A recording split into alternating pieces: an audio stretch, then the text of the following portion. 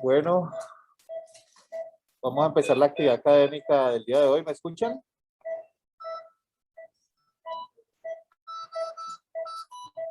¿Oyos? Sí, se escucha perfecto. Listo. El día de hoy vamos a tratar un modo ventilatorio que a raíz de la pandemia hemos comenzado a utilizar aquí en el grupo, que es ventilación asistida proporcional PAP. Inicialmente el doctor Eibar Hoyos, que es el fellow de primer año, anestesiólogo, nos va a dar cómo es la mecánica del modo a partir de la fisiología del paciente. Posteriormente vamos a ver qué evidencia tenemos actualmente del modo respecto a otros modos ventilatorios en cuanto a mortalidad, sincronías y acople del paciente, para terminar con unas conclusiones al final y la sección de preguntas. La tutoría estuvo a cargo de René Espinosa y el doctor Caballero. ¿Puedes empezar, Eibar? Les confirmo, profe, que me estén escuchando. Sí, se está escuchando. Listo. Bueno, muchas gracias, profe, por la presentación. Muchas gracias al doctor René Espinosa, al doctor Fabricio Caballero por esta tutoría. Y pues vamos a entrar en materia sobre lo que es este modo ventilatorio. Entonces, un poquito de historia, como siempre, para orientarnos hacia dónde vamos a ir hablando. Podemos ver que la parte ventilatoria se ha venido presentando desde los manuscritos históricos más antiguos, desde la época egipcia, a través del soplo de vida por los dioses Iris y Horus, luego saltos grandes en la historia a partir de que Galeno empezara a hacer algunas descripciones anatómicas de cómo se pensaba en ese momento, por allá en el 174 después de Cristo, cómo se podía respirar. Y ya dentro de lo que se puede llamar épocas modernas, en 1744, el doctor Tosak hizo algo revolucionario, que fue el inicio de la respiración boca a boca para reanimar a algunos pacientes que se encontraban por ahogamiento. Luego, en 1864, Alfred Jones y Holles diseñan un dispositivo en 1864 llamado espiróforo. Ese espiróforo fue como el precursor de todos los dispositivos de ventilación después de los llamados fuelles que utilizaban para dar este tipo de soporte ventilatorio a los pacientes. En 1929 hay un gran boom sobre la ventilación mecánica, y fue a partir de que el doctor Dinker diseñara el primer pulmón de acero, que luego con la pandemia de polio se hizo pues su uso masivo. El doctor Ray Bennett impulsa una tecnología muy grande en 1950, y fue la implementación para estos dispositivos, pues para decirlo de alguna forma, primitivos ventilatorios, y fue el uso de válvulas inspiratorias. O sea, ya podíamos dividir el ciclo respiratorio, inspiración y expiración. Y Armstrong, en 1953, puede implementar y titular un determinado volumen para ese determinado ciclado. Y aquí, en las últimas décadas, a partir de 1970, 80, 90 y el 2000, la época moderna, hay un gran salto tecnológico, y es a partir de la implementación y del uso de los microprocesadores en los dispositivos de ventilación mecánica.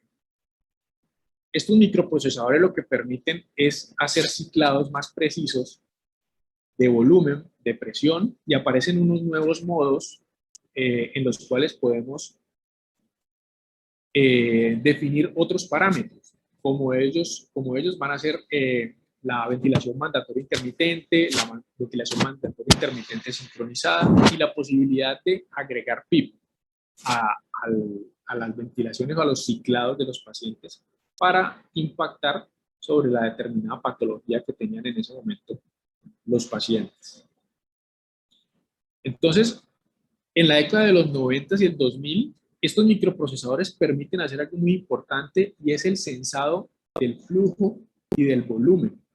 Ese sensado de flujo y volumen nos permite, a partir de estos pequeños microprocesadores, amplificar esas señales y esas señales amplificadas algorítmicamente, manipularlas para entender qué es lo que el paciente está presentando en el ciclo respiratorio y de esa forma asistir al paciente desde el punto de vista mecánico y darle lo que él necesite, entre comillas, porque esto era desde el punto de vista inicial ajustado a lo que se tenía en ese momento desde el punto de vista tecnológico.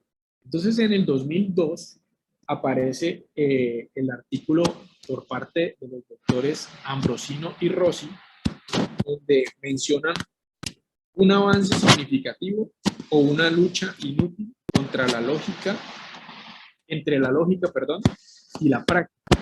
En este artículo ellos hacen las bases fundamentales de lo que fue la ventilación asistida proporcional PAP, en la cual la asistencia proporcional era fija según el esfuerzo del paciente. Más adelante aparecen retomado por los dispositivos de Puritan Bennett el implemento de lo que sería PAP Plus, que es el que conocemos en este momento. El beneficio de PAP Plus es una medición que es lo que vamos a evaluar mucho más a fondo ahora sobre distensibilidades y resistencias, capacidad que tiene el ventilador para evaluar en micropausas de 300 milisegundos cada entre 8 y 14 ciclos respiratorios, evaluar y definir con respecto a esos flujos y volúmenes sensados, determinar qué resistencias tiene el paciente, qué distensibilidades, qué elastancias y asimismo generar una asistencia proporcional para lo que el paciente necesita en ese momento. Entonces, vemos que los pacientes en falla ventilatoria tienen una noxa. Esa noxa nos hace llevarlos a ventilación mecánica invasiva. Esa ventilación mecánica invasiva, cuando desaparece la noxa o cuando la podemos controlar o cuando el paciente ya no se beneficia del soporte ventilatorio, tenemos que llevarlo a una fase de transición para poder liberarlos del soporte ventilatorio. ¿Qué sucede? Cuando lo tenemos en ese soporte ventilatorio, aún así el paciente, el centro de control respiratorio, está sensando los estímulos respiratorios a partir de las presiones de oxígeno, las presiones de CO2 y los cambios en el pH. Y asimismo, determina un estímulo hacia los músculos de la respiración y esos músculos de la respiración generan una actividad contráctil y una fuerza. Y esa fuerza contráctil produce movimiento. Ese movimiento genera cambios de presión, de volumen y flujo. Y esto a su vez es sensado por el ventilador y el ventilador en ese momento define qué proporcionalmente necesita el paciente para esas determinadas mediciones que se realizaron. PAP, ventilación asistida proporcional, es un modo que se basa en la ecuación del movimiento. Entonces la ecuación del movimiento lo que nos permite es, y lo que nos muestra, es la suma de los diferentes componentes que hay que vencer para lograr que el movimiento de un volumen y un flujo se dé a partir de unas presiones en un sistema respiratorio. Entonces vamos a tener que esos componentes van a ser unos resistivos y unos elásticos, van a tener contraposición a lo que el paciente necesita, que es respirar. Entonces, cuando lo sensamos la fuerza y el trabajo respiratorio. Entonces, la fuerza es básicamente la presión ejercida sobre una superficie y lo podemos calcular midiendo qué tanta presión y qué tanto volumen se está moviendo dentro de ese circuito que es cerrado. Ahora, en PAP es un modo de asa cerrada. un modo de asa cerrada, en el cual la retroalimentación, como ya lo mencioné, a partir de la medición de todas estas variables, es una retroalimentación continua, rápida y que permite compensaciones mucho más precisas. Entonces, tenemos que a través de evaluar el trabajo respiratorio del paciente, midiendo las dos variables grandes, que son resistencia, las resistivas y las elásticas, podemos definir cuál es el trabajo respiratorio del paciente. Entonces, el modo ventilatorio dentro de su plataforma en el ventilador mecánico nos permite evaluar ese trabajo ventilatorio y definirlo, perdón,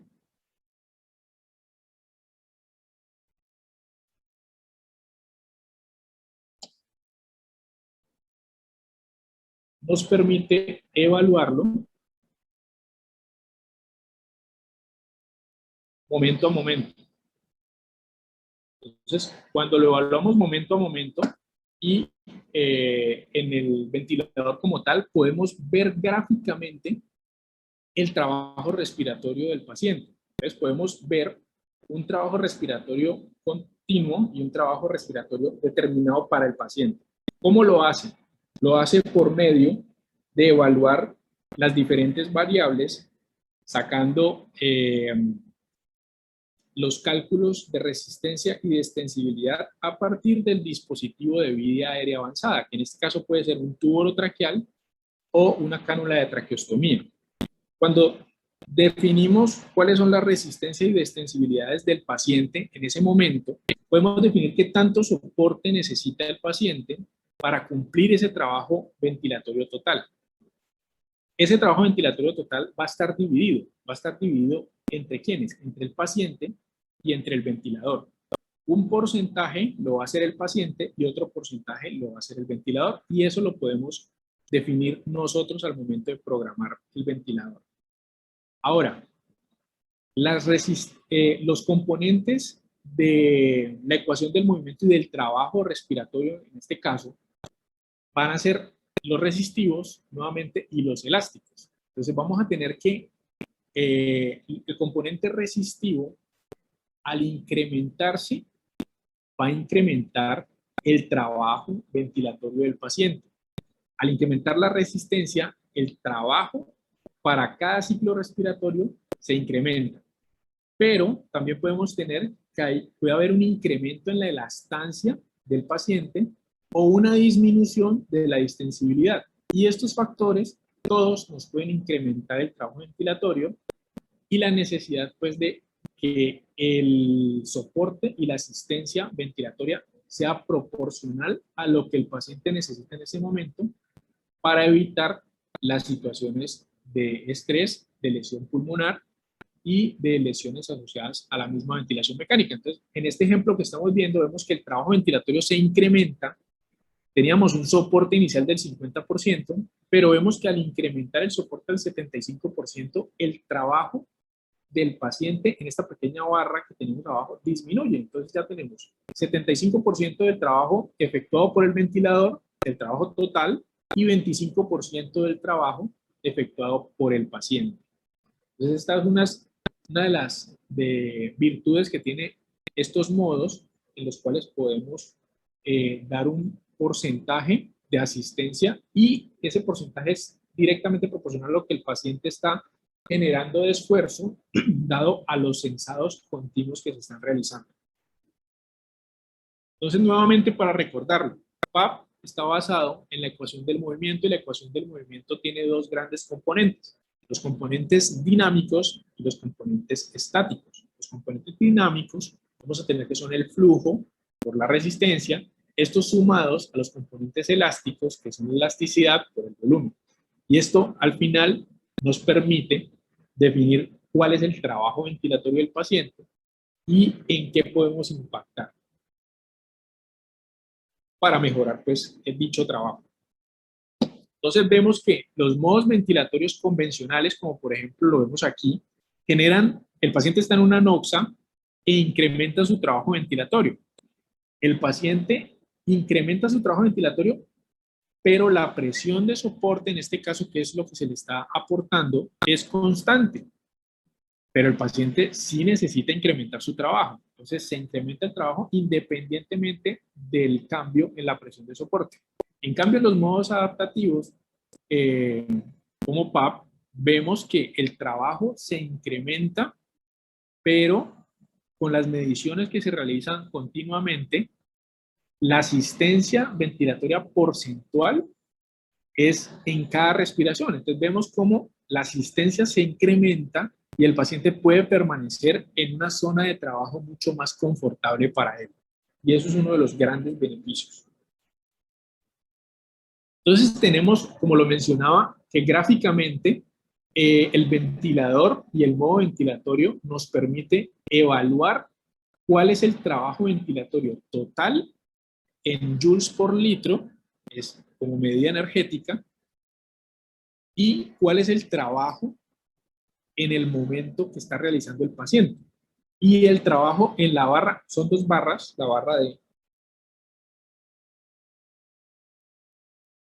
barra de trabajo general, que es esta, y la barra de trabajo del paciente, que es esta. En la barra de trabajo del paciente, que la vemos aquí un poco más grande, vamos a poder subdividir ese trabajo, qué tanto porcentaje del trabajo, de una forma muy gráfica, con dos colores, el naranja y el azul, qué tanto es para vencer el componente elástico o qué tanto es para vencer el componente resistivo. Entonces podemos gráficamente evaluar el paciente y darle la proporción que él necesita para su evolución clínica con respecto a la patología que estamos teniendo en ese momento. Entonces tenemos tres situaciones en las cuales vemos que podemos tener un paciente con un exceso de soporte, o sea que está hacia la derecha el indicador de trabajo del paciente y puede estar entre 0 y 0.3 joules por litro.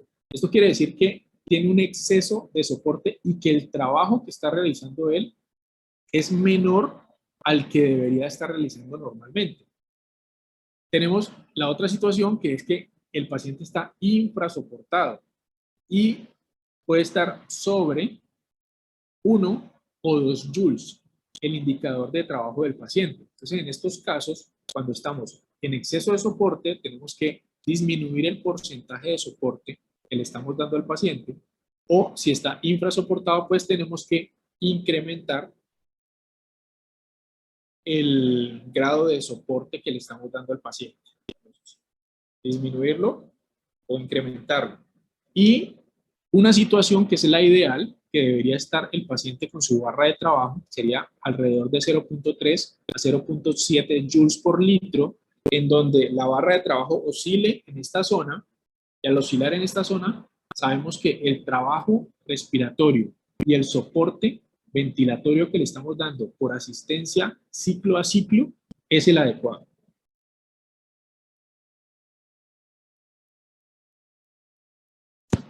El ventilador mecánico nos permite una programación relativamente sencilla y podemos ver las pantallas que nos permiten definir la programación en la cual tenemos que elegir el tipo el modo de ventilatorio, que en este caso pues es un modo espontáneo. Debemos elegir un disparo por flujo y algo muy importante, y es que debemos elegir el tipo de dispositivo que tenemos en la vía aérea, si es un tubo orotraqueal o una cánula de traqueostomía, su número. ¿Por qué? Porque esto influye en los cálculos de resistencias y de flujos para poder hacer el punto siguiente, que es elegir el porcentaje de soporte de factor de ganancia, que es básicamente lo que mencionábamos ahorita, el soporte porcentual que le estamos dando al paciente. Lo podemos elegir entre el 10 al 95%. Lo normal y recomendado es un inicio entre 50 y 60%, y los incrementos o decrementos deben hacerse dependiendo de lo que necesite el paciente, entre 5 y 10%, evaluando el comportamiento y la sincronía del paciente en cada ciclo.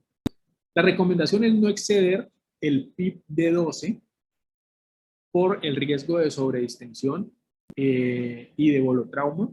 Podemos elegir los disparos inspiratorios y expiratorios, una fracción inspiratoria de oxígeno que idealmente debe ser por debajo del 60%, ya que podemos utilizarlo en liberación. Y siempre debemos tener unos límites de presión y unos límites de volumen. Y como este es un modo espontáneo, tenemos que tener siempre un modo de respaldo controlado. Bueno, entonces, la ventilación asistida proporcional, PAP, es una ventilación en la cual vamos a tener una evaluación constante, porque es un modo de asa cerrada, en la cual vamos a tener, como les mencionaba, mediciones cada con pausas de 300 milisegundos, cada 8 a 5 respiraciones, las cuales se ajustan de una forma automática a la asistencia del paciente, permitiendo mantener unas presiones y unos volúmenes adecuados por cada ciclo respiratorio. ¿Cuáles son las ventajas? Las ventajas son que se acopla mucho mejor al sistema de control respiratorio, manteniendo unos volúmenes tidales adecuados y unas frecuencias respiratorias mucho más fisiológicas. Hay un mejor control de las presiones inspiratorias, se permite una descarga muscular adecuada para disminuir el trabajo respiratorio en los momentos que se necesite del paciente y evitar la fatiga muscular. Hay un mejor control de la hipercapnia porque se disminuye el riesgo de asincronías y se puede ciclar mejor el sueño-vigilia. Esto ahora lo vamos a ver que se refuta un poquito en algunos de los estudios, pero es lo que se mencionaba desde el inicio de la implementación del módulo. Ahora, las desventajas son que en pacientes con patología obstructiva crónica, principalmente los pacientes con EPOC, tienden a producir asincronías por insuflación dinámica, por hiperinsuflación dinámica, autopip. La otra desventaja es que al momento de utilizarlo en ventilación mecánica no invasiva, se presentan muchas fugas. Algunos dispositivos ya, los de última generación, tienden a disminuir la presencia de fugas, pero tiende a ser un poco más difícil para el personal ajustar el dispositivo. Y otra situación de desventaja es el fenómeno de runaway, que es en el cual el sensado de presiones y flujos generado por la evaluación de las resistencias y las elastancias, como lo hemos venido mencionando, genera un aporte de volumen y de presión mucho más alto de lo que necesita el paciente, y esto puede llegar a generar distensión, hiperinsuflación, y tiende a ser incómodo para el paciente, o sea que podría llegar a generar algunos tipos de asincronías. Ahora, ¿qué tenemos en la evidencia actual?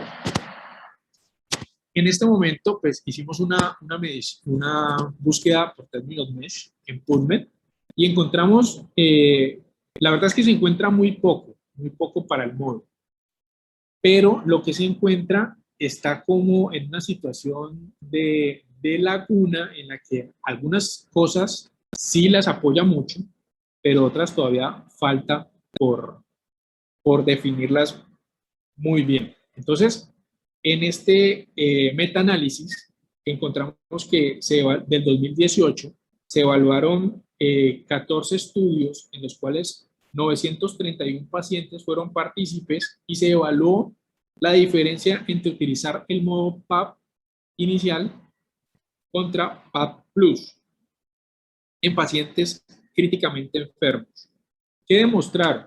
Demostraron que los pacientes en modo PAP no impactaban sobre la mortalidad ni en una mejoría sobre el ciclo sueño-vigilia, lo que les mencionaba ahorita, que sí podría tener una mejoría sobre sueño-vigilia, pero sí impactó en los días de estancia en UCI. Ahora, PAP Plus impacta en mortalidad, pero no es estadísticamente significativo, desafortunadamente. Y este estudio lo que abre una puerta grande desde el 2018 es a nuevos estudios mucho más grandes en los cuales se pueda intervenir y evaluar el modo desde el punto de vista invasivo, no invasivo, como modo primario de ventilación, de inicio de ventilación, como modo de mantenimiento de ventilación, o cuál es su respuesta con respecto al desmonte ventilatorio. Bueno, este segundo estudio es de 2019, realizado por el grupo de la Universidad de Creta en Grecia, en el cual es un estudio prospectivo, en el cual se evaluaron 62 pacientes. Parece una muestra muy pequeña, pero ellos lo evaluaron de la siguiente forma. La muestra se vuelve muy grande. ¿Por qué? Porque evaluaron 3.200 horas de ventilación mecánica, en las cuales esas horas las dividieron en segmentos. Y esos segmentos en total generaron una medición de 8.8 millones de segmentos.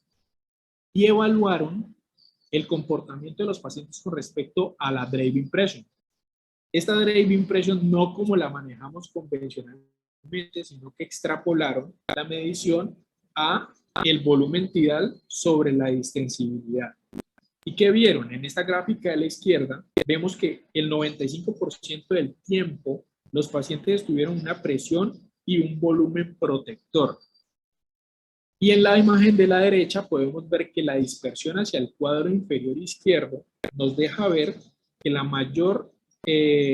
a mayores presiones, mayores volúmenes, hay una menor distensibilidad y que hay una zona protectora en la cual hay volúmenes bajos, presiones bajas y distensibilidades altas o mejores. Entonces, ¿de qué se dieron cuenta? De que los pacientes cuando estaban en esta situación de presiones y volúmenes bajos con buenas distensibilidades les iba muy bien, pero que cuando estaban en presiones altas y volúmenes altos, tenían una disminución considerable de los índices de oxigenación, tenían una disminución de las distensibilidades y que tenían mayores Drave Impression. Bueno, este tercer estudio es también de 2018, es un metaanálisis comparativo en el cual se toma PAD Plus y NAVA y lo enfrentan a la presión de soporte. Inicialmente se hizo la búsqueda en Cochrane, 512 artículos, de los cuales fueron elegibles 28, pero se excluyeron 13. En total quedaron 15 artículos para el estudio, pero la evaluación que ellos definieron era el impacto sobre el índice de asincronías, la falla en el desmonte ventilatorio y la duración del soporte ventilatorio total. Entonces, vemos que las asincronías con respecto a la diferencia de medias no fue estadísticamente significativo, a pesar de que se favorece para los modos de asistencia proporcional o NAVA, pero estadísticamente no es significativo, aunque el RR para este sí lo fue, para las para las asincronías. Ahora, para la falla del desmonte ventilatorio, sí definitivamente está a favor de los modos proporcionales, en este caso principalmente para PAP. Y con respecto a la duración de la ventilación mecánica, no tuvo una evidencia significativa de que disminuyera con respecto a la presión de soporte como modos únicos. Bueno, y en este último artículo que es publicado en Critical Care 2021, en el cual se evalúa a través de un análisis de red, un metaanálisis de red, el destete automatizado de la ventilación mecánica, evaluaron 663 artículos, depurándolos a 26 artículos y teniendo una muestra completa de 2.097 pacientes. Estos ¿Qué evaluaron? Evaluaron diferentes tipos de modos ventilatorios, como lo son ASB, ASB Intelligent, que son los modos de Hamilton, Smart Care, que es el modo de Drager, Auto Mode, que es el modo de Macket, y PAP, que es el modo de Puritan Bennett.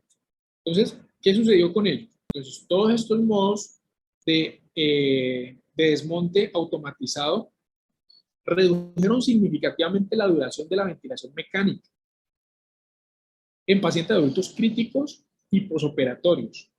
Pero cuando se realizó la comparación cruzada mediante el análisis de red, ninguno de estos modos específicamente logró definir una disminución de la duración de la ventilación mecánica como tal por sí sola. Entonces, otra de las situaciones importantes es que los intervalos de heterogeneidad que se utilizaron o que se reportaron en el metaanálisis, pues son altos. Entonces, al ser altos, estos estudios que se incluyeron en el metaanálisis podría definirse que no debieron ser incluidos para iniciar su estudio. Entonces, pues pierde un poco de validez esta posibilidad de definir si sí o si no son adecuados para hacer un desmonte automatizado.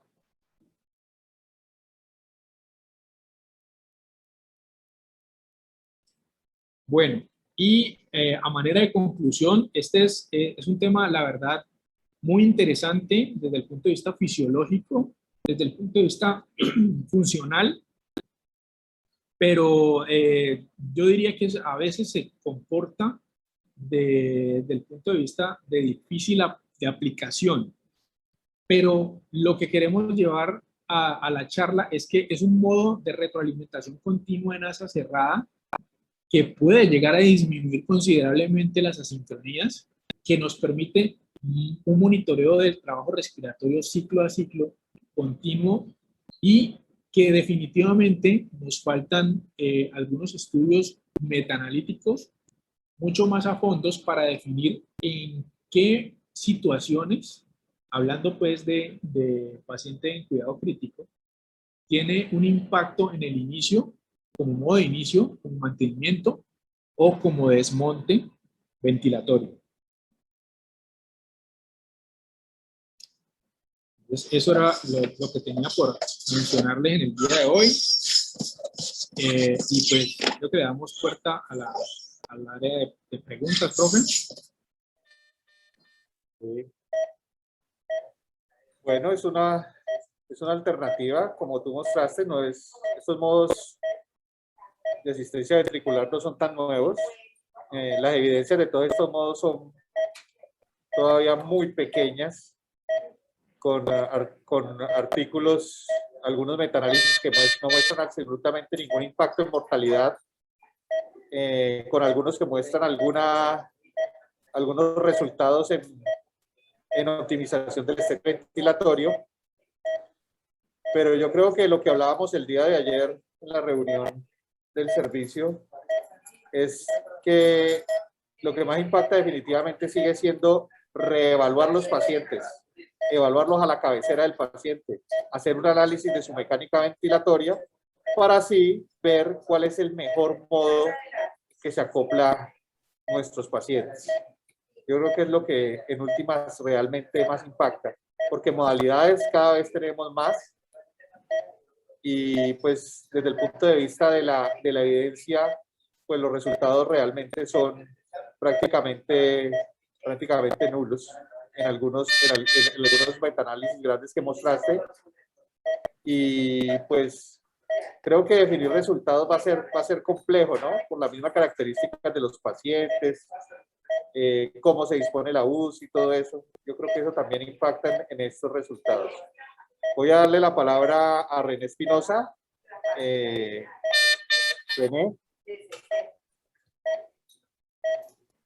¿puedes hablar? Y posteriormente los demás profesores, sí, comentarios y preguntas. Sí, gracias, Fabricio. Bueno, muchas gracias por la charla. Muy bien, doctor, está muy bien la línea que llevó para hablarnos de este tema.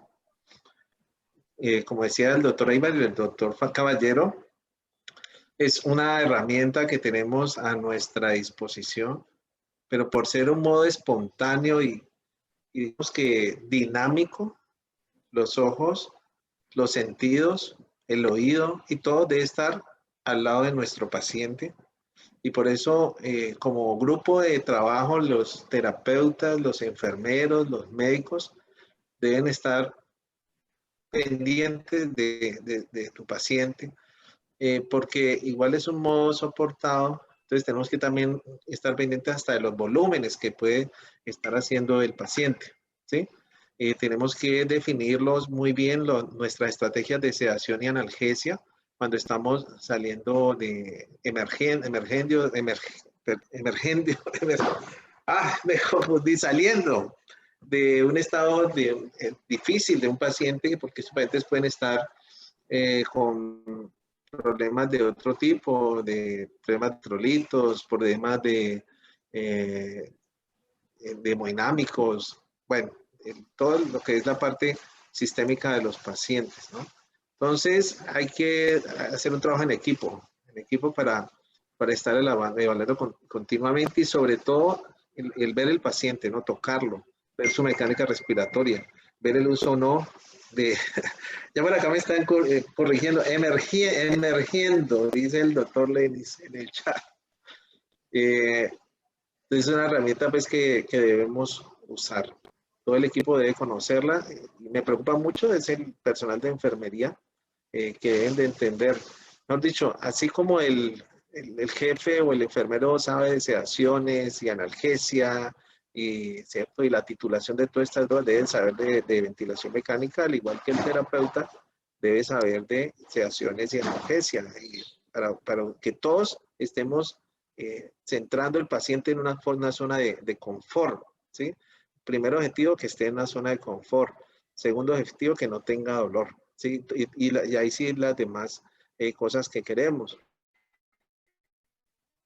Entonces, muy, muy pendientes de nuestro paciente en nuestro modo de asistencia proporcional. Una herramienta que debemos de usar, que debemos de conocerla más, ¿sí? Y aprovecharla, ¿no? Que la tenemos. Gracias, doctora Iva, por su... A usted, profe. Doctora Paula López.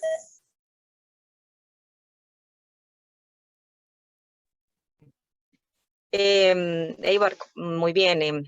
Pues esta modalidad, si enfocamos la revisión a evidencia de impacto en mortalidad, pues se acota mucho, pero tiene un trasfondo fisiológico basado en el trabajo respiratorio y de la monitorización continua de la compliance del sistema, que hace que a pie de cama podamos hacer muchas cosas. Entonces sí sería muy interesante luego hacer un enfoque en la revisión de la programación del modo ventilatorio.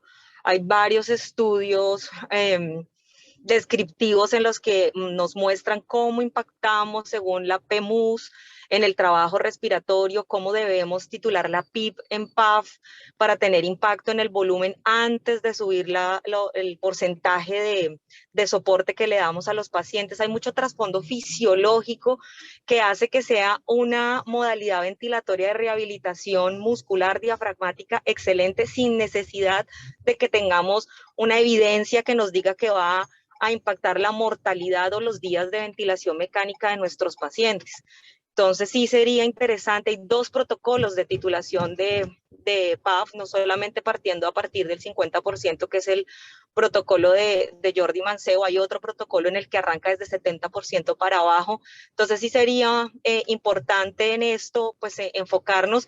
Aquí podríamos hablar del diagrama de Campbell muchísimo desde la parte fisiológica, y este modelo ventilatorio nos habla de trabajo respiratorio muy chévere. Yo creo que todavía hay muchas cositas que rascar de este tema. Es un excelente abrebocas, pero hay que profundizarlo un poquito más. Claro, claro.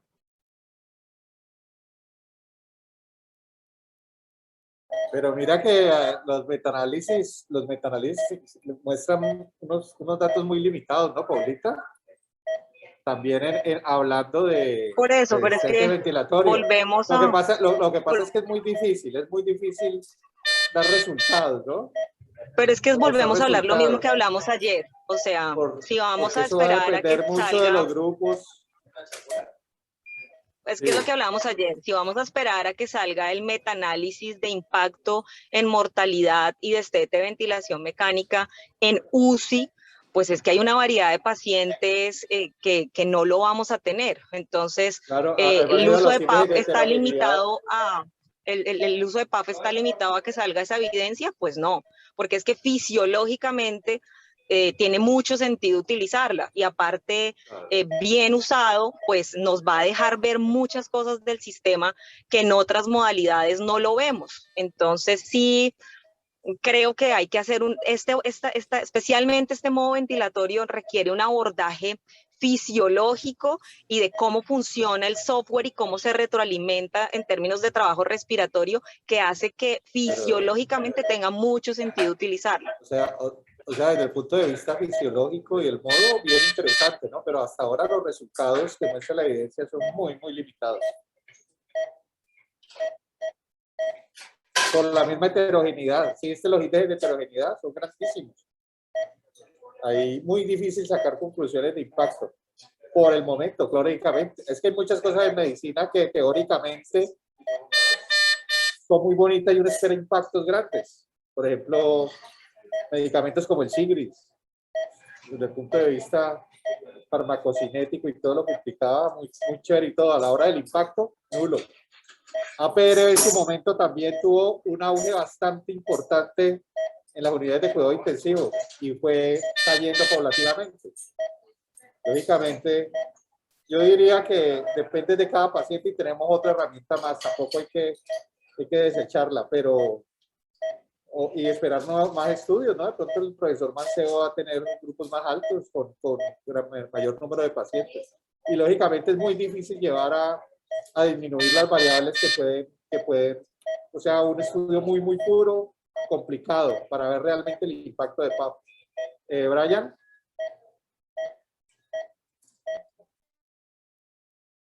Ya, bueno, hay una vaina que, digamos, en parte estoy de acuerdo en que es una herramienta importantísima que en especial nos ayuda, nos da una mano importantísima en un problema que tenemos especialmente nosotros, y es tratar de mejorar el índice de asincronías. Obviamente, cuando lo medís, ayer hablábamos en algo de cómo se hacen los estudios, y es que cuando vos entras a hacer un estudio de estos, y más con la monitoría, denme 2 segundos, qué pena.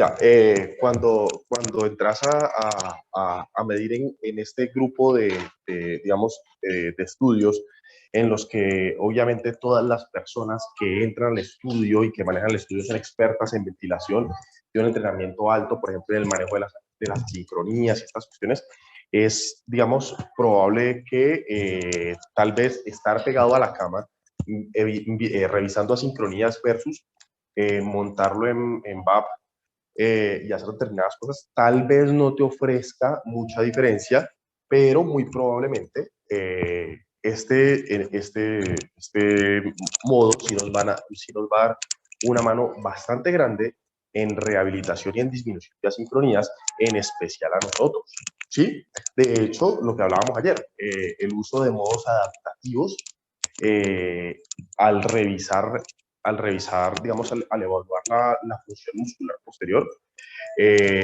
al evaluar digamos, la agresión diafragmática, ha mejorado bastante. Tiene, bueno, digamos que en la medida en la que uno dice qué tanta evidencia gruesa y más en resultados duros hay, es poca, pero aquí viene un punto en el que hay que considerar que la ausencia de evidencia no es evidencia de ausencia, ¿sí? No podemos, digamos que no, eso es como todas como todas las herramientas que tenemos en cuidado intensivo, es una herramienta y muy importante, y más para nosotros que hemos tenido, digamos, en parte grandes dificultades a veces con otras herramientas. Creo que esta nos puede ayudar bastante. Entonces, creo que podríamos, estoy de acuerdo con Paula, ahondar un poco más en el manejo de este modo, y obviamente para llegar a este modo primero tenemos que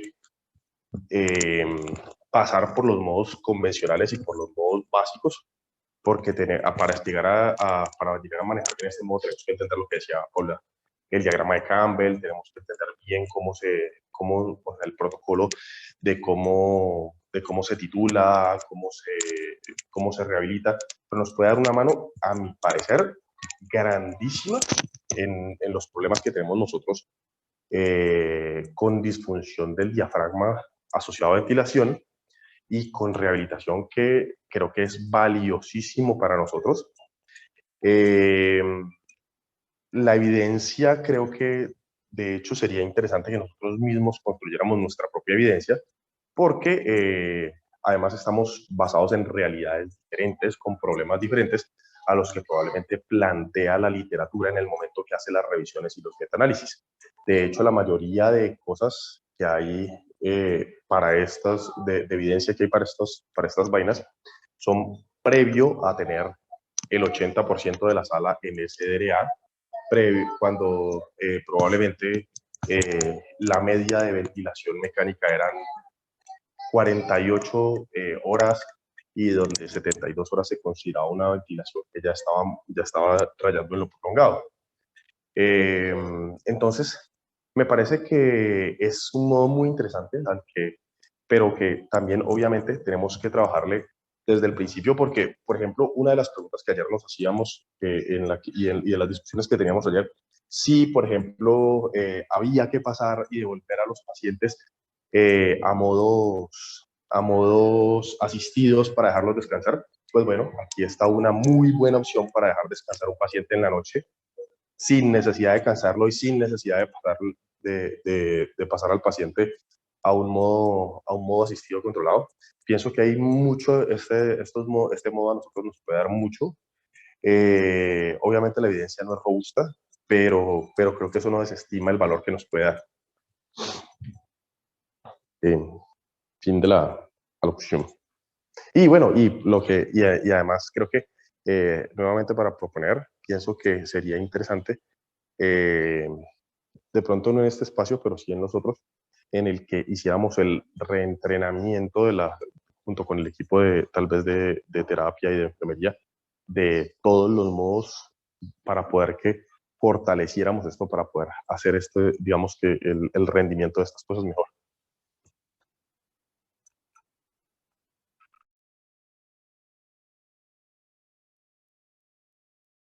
Listo. No sé si otro profesor quiera hacer un comentario al respecto de la charla. ¿Un residente o algún participante? Paula, ¿volviste a levantar la mano? No, señor. Se te quedó levantada. Se te quedó levantada.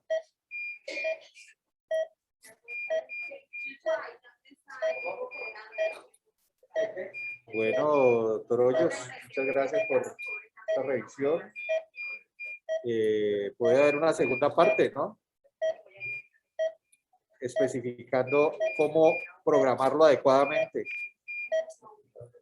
en relación Claro, a la mecánica del paciente, a la sincronía que dice Paula y el doctor Brian. Parte 2. El próximo mes tenemos parte 2 del módulo. Bueno, Vale, profe. muchas gracias a todos. Los esperamos el próximo jueves.